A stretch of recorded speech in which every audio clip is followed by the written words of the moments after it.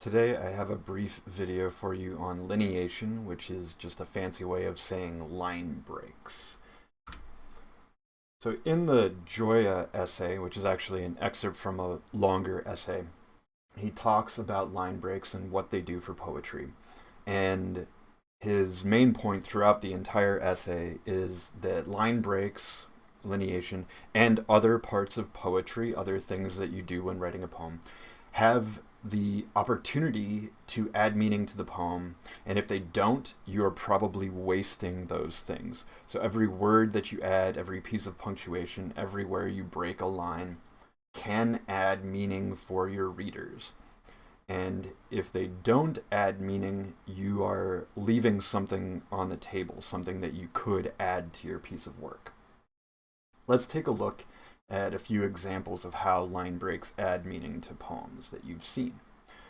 First, The Moose by Elizabeth Bishop is notable for its short lines throughout the poem. They're very short, and they make the poem seem quite long visually, vertically. That is, it takes up a lot of pages just because the lines don't extend all the way across the page. So there are a couple of things going on here. The first is that these flashes of information, mostly visual, make the poem seem like our speaker is looking out a bus window and they see these flashes of imagery that are there and then gone, as we see noted in this particular line, a pale flickering of the tablecloth, gone.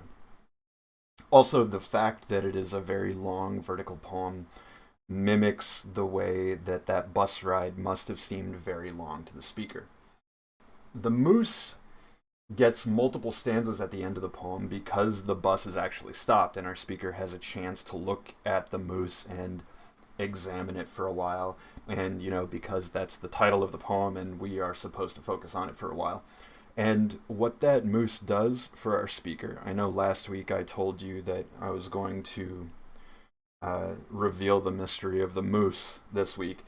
The moose is a symbol for Canada to our speaker, a symbol of Canada and also the natural imagery that we see in this poem and that our speaker, we might think, fears is going to be missing in Boston. Those last lines of the poem where they have the dim smell of moose, the acrid smell of gasoline. That is a movement from a natural smell to a smell of some industrial city that they're heading toward.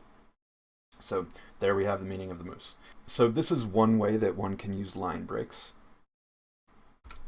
There's another way. In Gwendolyn Brooks's The Bean Eaters, you can see that the last line is very long, which draws your attention to it. And in this slide, I've managed to actually get the whole line on one. So you're welcome, I guess. Even though there isn't a really strict lineation pattern in the rest of the poem, you see how some of the lines are longer and others are shorter. That might make us think that lineation doesn't matter here, except for this incredibly long final line, which means that this is standing out for us. And there are a few ways of thinking about this. One is that the two people who are mostly good, who are remembering these things, have a lot of different things in their lives to think about. So this last line is very long and lists all of the different things that they can think about. It could indicate that there's a lot of stuff in that room, and I think it's probably both of those things. But that helps us realize that even while Brooks was making it seem like these lines didn't matter, like the line breaks didn't matter up here, this last line shows us that they did. She was aware when she was writing these that last line, or when she was, breaking the lines for these, that this last line was going to stand out, and so she didn't need to be as careful about how these other lines worked out. Going back to these, there aren't actually strict patterns here. Bishop tried to grab an image for each of these lines. Brooks had imagery in each line, but didn't care too much about following a strict pattern. If you do follow strict patterns, though, you are offered other options. You have other things that you can signal to the reader or things that they can think about. Let's take a look at Obad, Larkin's Obad. We have very strict line lengths in the majority of the poem. 10 syllables in every line in the first stanza except for the 9th line. And this draws our attention, both visually. The 9th line in every stanza is visually shorter than the other lines, but also if we listen to it, if we read it, it's going to sound different and it's going to draw our attention. And here it stands out to us because this is what the speaker dreads. The dread, and we have a line break there, which makes us anticipate what the speaker dreads, and it's the dread of dying and being dead that flashes afresh to hold and horrify. Even though death is mentioned earlier, unresting death, when I shall myself die, this 9th line of 7 syllables stands out to us. So there's one way that strict lineation, making a very strict pattern, can help to add meaning to the poem. Here's another way, and this is a bit more advanced. This requires attention to meter.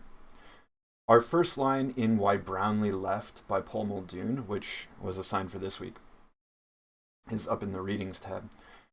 If you listen to it, Why Brownlee Left and Where He Went, the emphasis, the emphasized syllables, the stressed syllables, Why Brownlee Left and Where He Went, that shows us our first line is iambic tetrameter. So we have unstressed, stressed, and there are 4 of those. So tetrameter instead of pentameter. The tetra means 4. That first line then is iambic tetrameter, which is not quite iambic pentameter. And remember, iambic pentameter is what we would expect from a sonnet.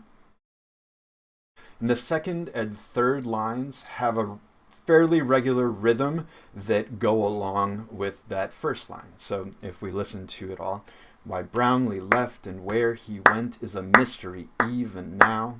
For if a man should have been content, and all of those, the additional syllables that are jammed into that rhythm are all unstressed. So they work pretty well with the rhythm. And then we get to the fourth line here. It was him, 2 acres of barley. And the double stress on 2 acres makes it harder to pronounce that. It doesn't fit in the rhythm because we have 2 stressed syllables together. And then the rhythm for the rest of the poem is just kind of messed up. It sometimes fits in our pattern and sometimes it doesn't. But the fact that that first line is perfect meter, even though it's tetrameter instead of pentameter, we can see that that's perfect meter. We can see that the poem is 14 lines. So if we're reading this, we're probably thinking it's a sonnet. And that makes us expect a pattern, but the rest of the poem doesn't. And it's up to us as readers to try to figure out, okay, why do we have this 14-line poem with iambic tetrameter in the first line, and then the meter just kind of falls away at the end? It may be tempting as a reader to think, oh, well, the poet just made a mistake, it was a coincidence. But if we give the poet some credit, we know that this is not a mistake. Perfect iambic tetrameter is not a mistake. If they're listening to sound, they know what it sounds like. So, as a reader, we have to think about what that might mean. Overall, there are a lot of different ways to use line breaks. You can think about the way the poem looks on the page. Think about what the length of each line is going to do. You can think about having each line be its own clause, its own phrase. You can think about each line doing a particular thing for the senses, like Bishop did. Each line is trying to give us a new piece of imagery. Or you can do something very strict. You can fit a syllable count, or a rhythm, or a meter if you want to work with that. But anything you do, if you are thinking about line breaks and what they mean for your audience, they are going to do more for your poem.